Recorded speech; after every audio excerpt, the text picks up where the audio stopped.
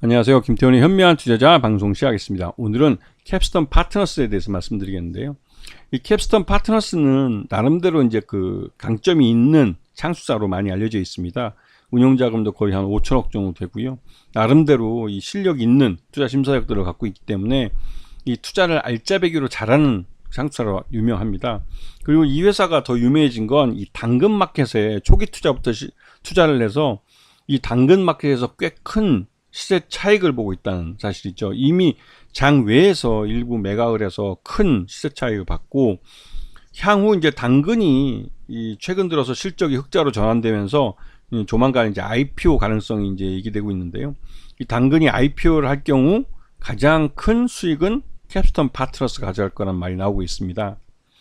자, 이런 창수사를 볼 때 가장 중요하게 먼저 체크해야 한다는 건 이 투자 조합과 PF입니다. 이게 언제 만들어졌고 언제 만기가 되는지, 그래서 이제 언제 해산되는지 그걸 분명히 체크하시고 투자 결정을 하셔야 되는데, 특히나 이 캡스톤 파트너스 같은 경우는 그 2024년에 이제 이 만기가 되는 이런 투자 조합들을 꽤 갖고 있습니다.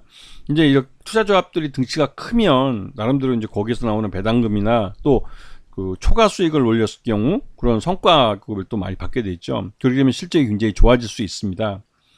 자, 보시면 이 나름대로 이 캡스톤 파트너스는 이 4차 산업혁명의 다양한 첨단 기술 분야에 꽤 잘 투자를 한 회사라고 볼 수가 있습니다. 이 당근 같은 경우도 그렇고 두나무 같은 경우도 굉장히 알짜배기로 투자를 잘하는 회사죠. 그래서 이쪽 플랫폼이나 커머스 쪽에서 굉장히 강점을 갖고 있고 여기서 꽤 큰 실적을 낼 수 있는 그런 종목, 창수사로 기대를 받고 있는 종목입니다. 그리고 이제 최근 들어서 상장한 지 꽤 됐기 때문에 이제 최대주를 제외하고 나머지 물량들은 대부분 다 보유해서 풀려서 시장 내에 매물이 되면서 이게 유통 물량을 좀 늘려주는 효과를 가져오고 있죠. 자, 전환청구권도 대부분 전환사채가 전환청구권이 행사돼서 대부분 다 주식으로 전환됐고 지금 93,750주 정도가 남은 걸로 알려져 있습니다. 이것도 이제 조만간 이제 풀릴 가능성이 크고요. 그리고 지금 다산벤처스라고 이런 이 단순 투자자이긴 한데 이쪽도 보유하고 이제 보유예수를 신청했다가 보유예수가 끝나는 대로 족족 매도를 치고 있습니다. 그래서 이제 보유 주량이 109만 주까지 이제 줄어들었는데요. 이 물량은 단순 투자자이기 때문에 대부분 다 매물화될 가능성이 큽니다. 그리고 하나캐피탈도 지금 계속 매도를 치고 있는데 보유예수가 풀리는 대로 바로바로 시장에 매물화될 겁니다. 그리고 이렇게 물량이 풀려야만 유통주식수가 늘어나면서 주가가 반등할 수 있는 가능성이 높아지는 것이죠. 지금 이 캡스톤 파트너스가 시장에서 관심을 많이 받는 건 이 당근 때문이었습니다. 당근을 처음 초기 투자부터 시작해서 지금 한 4차에 걸쳐서 투자한 걸로 알려져 있는데 지금 그러고도 일부를 장외에서 일부를 차익 실현해서 꽤 큰 차익을 받습니다. 그런데도 아직 보유하고 있는 물량이 굉장히 많은데 이 당근이 작년 실적이 흑자로 전환되면서 올해 꽤 큰 수익을 낼 것으로 기대되고 있고 그렇게 되면 이 실적을 갖고 상장을 할 가능성이 크기 때문에 내년 초에 상장을 시작할 가능성이 크고 그렇게 되면 이 캡스톤 파트너스 같은 경우 꽤 큰 시세 차익을 볼 가능성이 큰 거죠. 왜냐면 투자 기간도 꽤 됐기 때문에 보유예수 기간도 6개월을 넘지 않을 겁니다.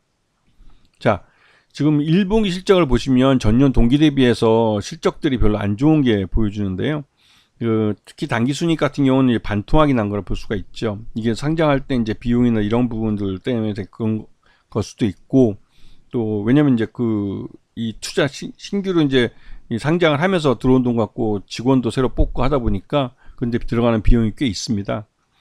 자, 보시게 되면 캡스톤 파트너스는 지난 연말에 상장하고 나서 주가가 많이 흘러내렸다가 또 그만큼 반등도 했지만 그 이후로 계속 흘러내렸습니다. 그런데 이 창수사들을 이제 관심을 갖고 봐야 될 시점이라는 건 시중에 기준금리가 인하되면서 그만큼의 그러니까 금리 인하를 통해서 이제 수익을 낼 수 있는 기회가 많아졌다는 것이죠. 그에 대해서 충분히 시장에서 관심을 갖고 봐야 할 타이밍이 된 겁니다. 그래서 요런 종목은 창수사 같은 경우는 금리와 민감하게 움직이기 때문에 이제는 관심권에 놓고 보셔야 되는 것이죠. 아시겠죠? 자, 오늘 방송 여기서 마치겠습니다. 감사합니다.